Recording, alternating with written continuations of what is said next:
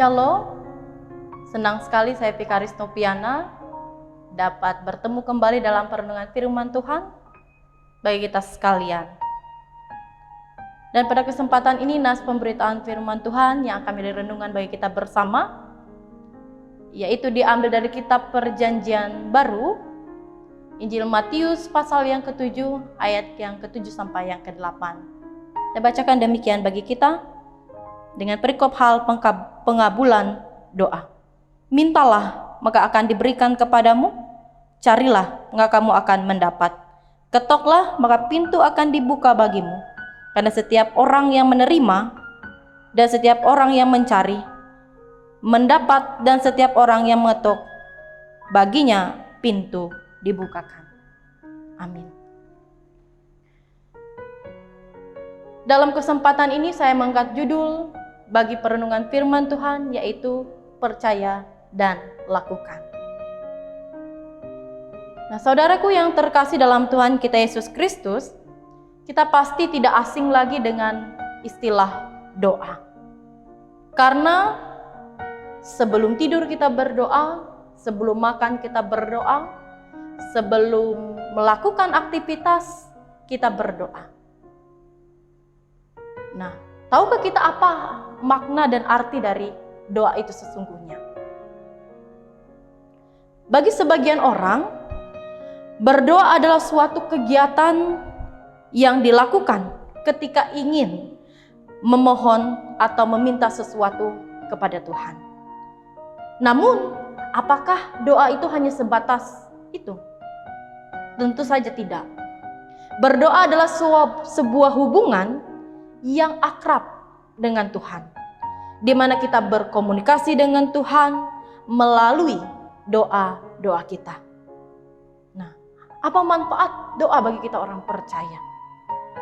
Yang pertama, manfaat berdoa adalah kita dapat mengenal dan merasakan kehadiran Tuhan itu dalam kehidupan kita, di mana kita dapat bersyukur atas kebaikan dan kasih Tuhan, atas penyertaan Tuhan di dalam doa kita.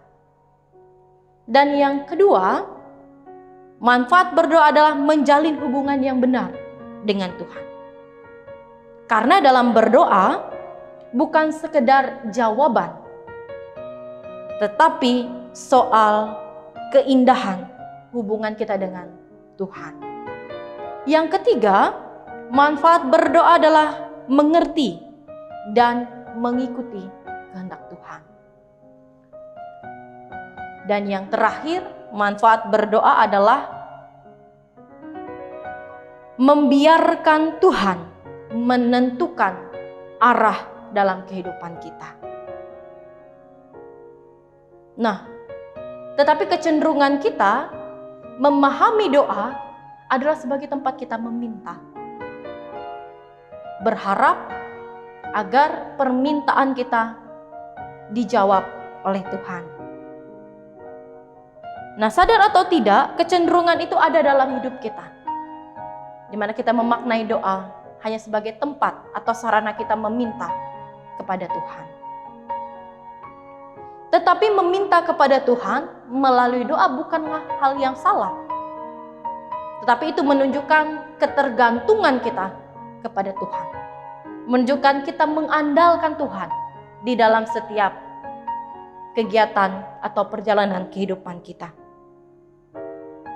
Tetapi yang paling penting adalah doa itu merupakan sarana kita berkomunikasi yang intens dengan Tuhan, di mana melalui doa kita tidak hanya meminta, tetapi mengutarakan segala apa yang kita rasakan, apa yang kita harapkan, apa yang kita perlukan, apa yang menjadi beban pergumulan kita.